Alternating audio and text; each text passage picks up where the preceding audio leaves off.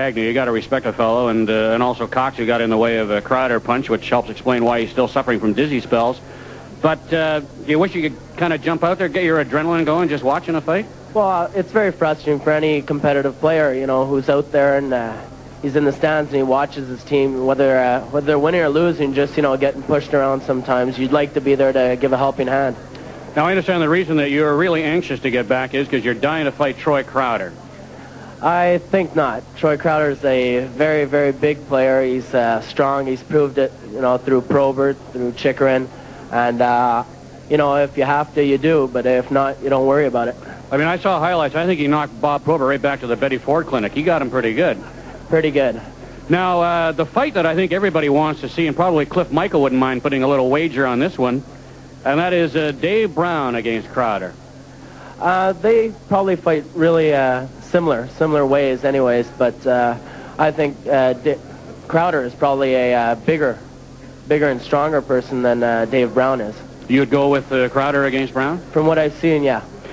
Do you find nowadays that fighting is more and more being accepted? I mean, we're up here and we've been talking for about 5 minutes. I know it seems like 25, but we've been talking about the fights. Nobody is bored with it. Lots to talk about. Is it just because people are starting to accept it, or it's just, hey, it's here to stay, why fight it, let's just sit back and enjoy it? I think it always comes back to, you know, if you ban fighting, there are going to be a lot more stick injuries and stick fights and little guys, you know, working with their sticks. So I think a good, clean fight, you know, two guys go at it, it's off, it's over, it's you're off the ice, and it finishes there.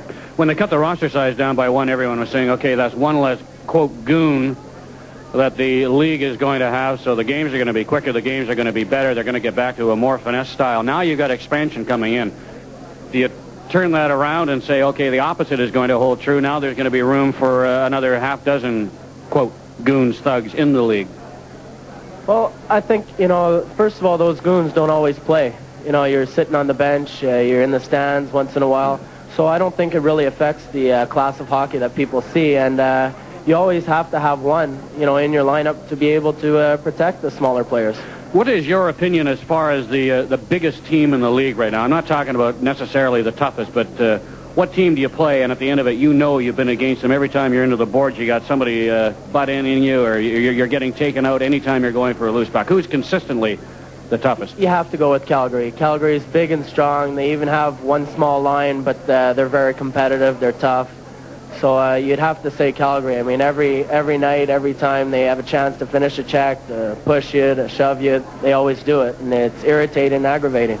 Yet, we were saying after the game here the other night that Calgary doesn't seem as big as previous years. Their defense is just huge, I think. You know, they're big, they're strong, and their forwards are right up there, too. Can you beat Calgary with the team you've got now? You come close, but you don't get over that hump. Obviously, you do need some more size, but can you beat them other than the odd night? I don't think it's so much the size. I think we can beat them, and I think we've proved that before, and it's just a matter of if we stay injury-free. Oh, someone just lost a paycheck. Now, you're talking here about Calgary for a minute. What is your view and your attitude towards that little pipsqueak Thurin Fleury? And I guess it depends on what team you're cheering for. And I think there's probably a lot of people that will take a cheap shot at Thurin Fleury off the ice and talk about it, but I don't think there's 20 other teams that would say, okay, we got a shot at Fleury, I don't want him.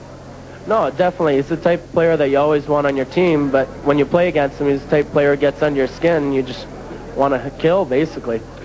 Your opinion, everybody is healthy.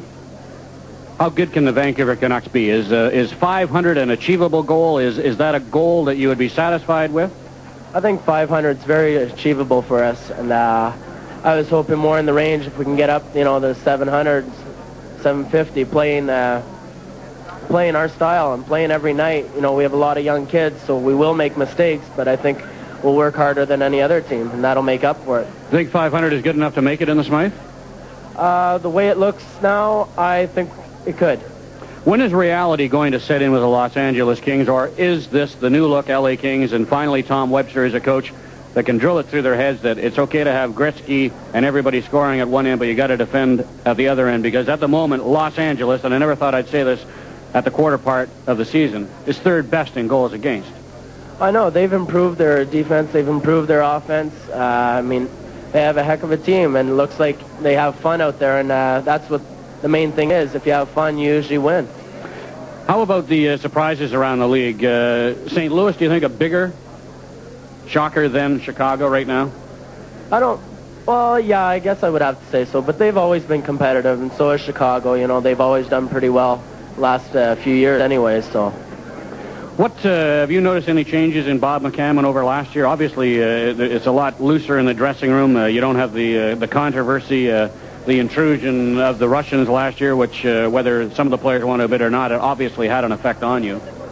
Well, I think the major change in Bob McCammon is just that he probably has to adjust to the younger guys now, which is a little more difficult. You know, you have to put up with young guys making mistakes and, you know, and understanding it.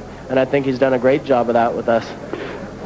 What do you think is going through a goal scorer's mind? Is it fair for me to say that's a dumb question to ask you? You wouldn't know what goes through the mind of a goal scorer, but Larionov, Skriko, Quinn, Sandlak. It's got to be awfully frustrating for them. It's got to be equally frustrating for teammates that obviously have to rely on those four to produce for the Canucks to produce.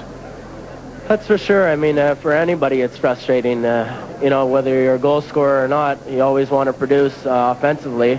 So I think it's just a matter of time for those guys. They just have to put in their mind that they will come out of it, and they'll produce. Do you wait for them? I mean, at what point do you say this looks like this is not a little oddity here, this has become a long trend? Well, that depends, too. When you see a player who's working hard and he's helping the team, whether he's scoring or not, that doesn't matter. You keep playing him, I think. And if a player isn't playing well, isn't doing the things you want him to do, whether he's scoring or not, that's where maybe you have to sit him. In the Vanson is really tough too, but Ochek's not going to back away as they're continuing to have words as the play is called offside.